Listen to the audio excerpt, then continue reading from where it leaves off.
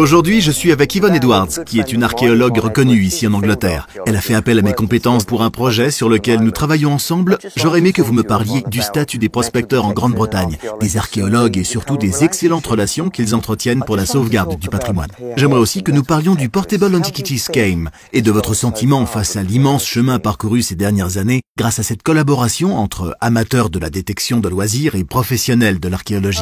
Oh, je pense que le PASS a été un outil exceptionnel pour l'évaluation des trouvailles dans notre pays. Il nous a, par exemple, permis d'enrichir considérablement les vitrines des musées.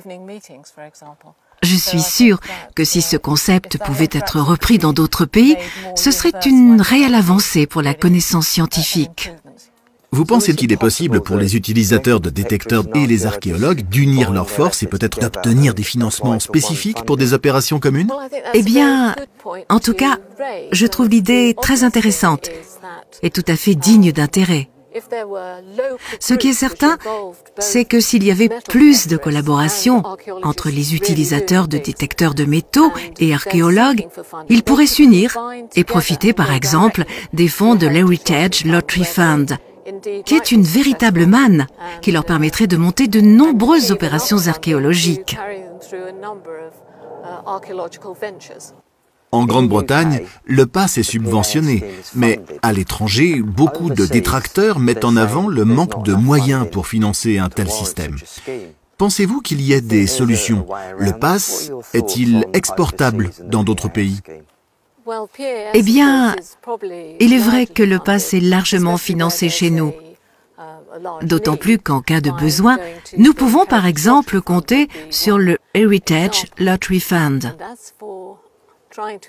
Pour construire un tel système à l'étranger, il faudrait tout d'abord que prospecteurs et archéologues unissent leurs efforts et réfléchissent à la mise en place d'un dispositif équivalent à notre Heritage Lottery Fund. Ce sera un bon point de départ pour pouvoir récompenser les inventeurs de leurs découvertes. En tant que référente scientifique, que pensez-vous des utilisateurs de détecteurs de métaux? Car je sais que dans un passé pas si lointain, les archéologues étaient relativement hostiles à notre rencontre. Personnellement, il me semble que cette situation s'est sensiblement améliorée. Qu'en est-il? Durant les 10 ou 15 dernières années, il est certain que les choses se sont nettement améliorées. Les archéologues locaux ont appris à mieux connaître les prospecteurs et surtout à travailler en bonne intelligence avec eux, ce qui s'est révélé extrêmement positif.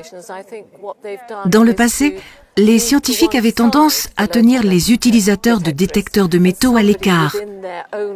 Cela était dommageable, car ces derniers ne rapportaient pas leurs découvertes. Ils n'avaient aucun intérêt à le faire. Eh bien, merci beaucoup Yvonne pour cette interview. Et si on se remettait au boulot? Merci, ce fut un grand plaisir et une discussion très intéressante. Merci.